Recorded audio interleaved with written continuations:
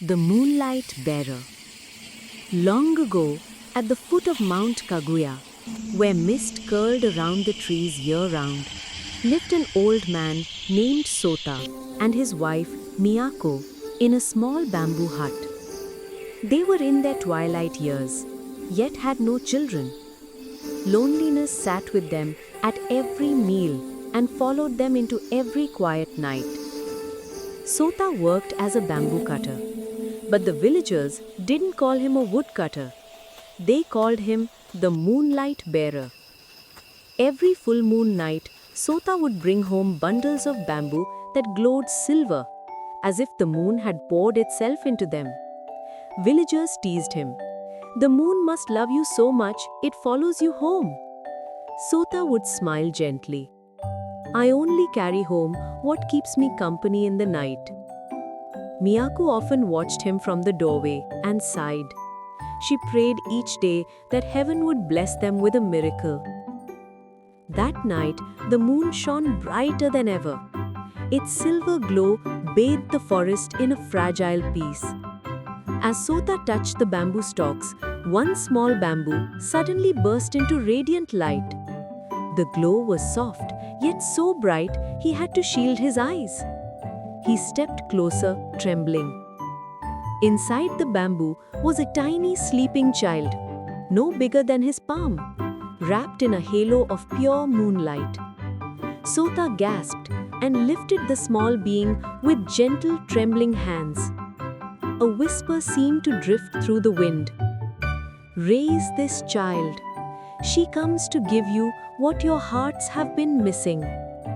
His old dim eyes filled with tears. When Sota brought the child home, Miyako cried with joy. The child grew unnaturally fast.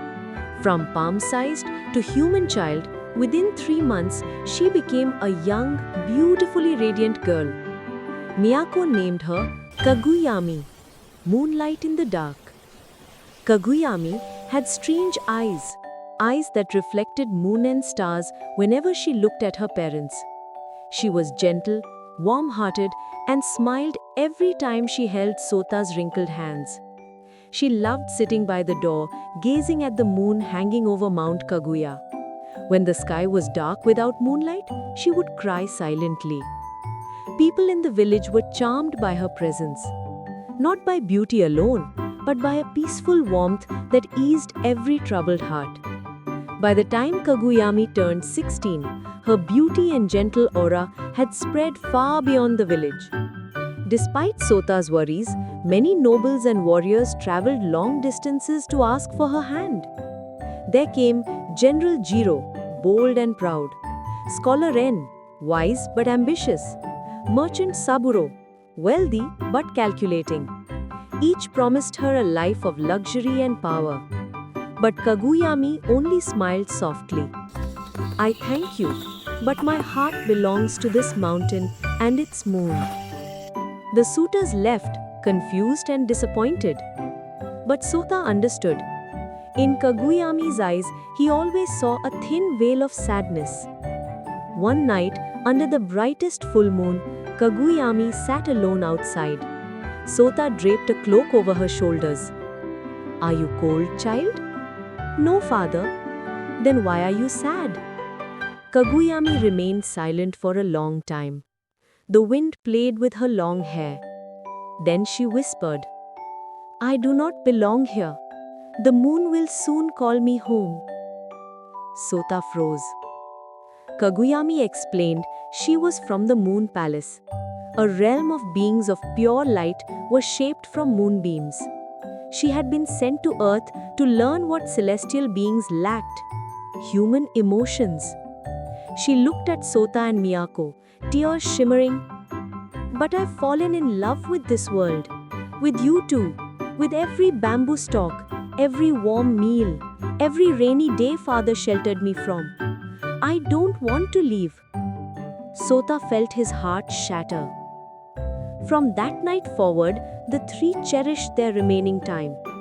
Sota grew weaker, but whenever he walked into the forest, Kaguyami went with him, supporting him over rough paths.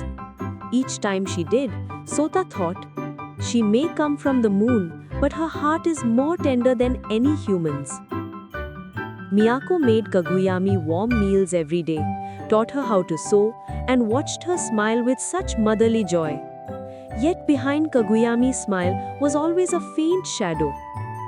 She knew her time was running out. One full moon night, the sky split open with a brilliant silver glow. All villagers woke to the sight of a silver pathway descending from the heavens. A silver carriage touched the earth. Ethereal beings stepped out, their robes flowing like mist. A goddess-like figure spoke, her voice clear and mournful. Kaguyami, it is time to return. Sota and Miyako grabbed her tightly. No, please leave her with us, Sota cried, louder than he had ever spoken. She has fulfilled her time among humans, the goddess said. Her soul must return to its origin. Kaguyami looked at her parents, tears shimmering. I don't want to leave you. Miyako held her trembling hands.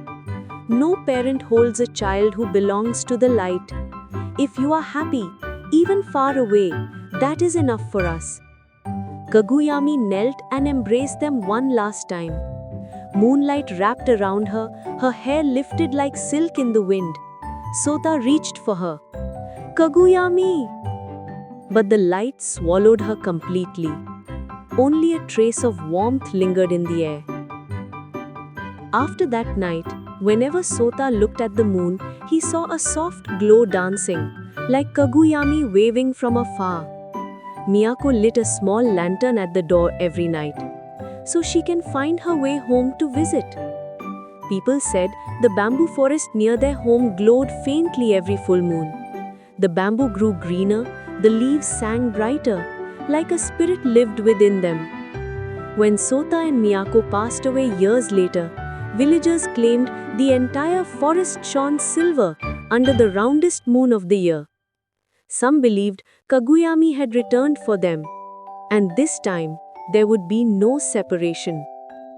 The tale of the moonlight bearer was passed from generation to generation. It teaches the most precious things often arrive unexpectedly and may leave just as suddenly. Love is not possession. It is allowing those you cherish to shine in their own light.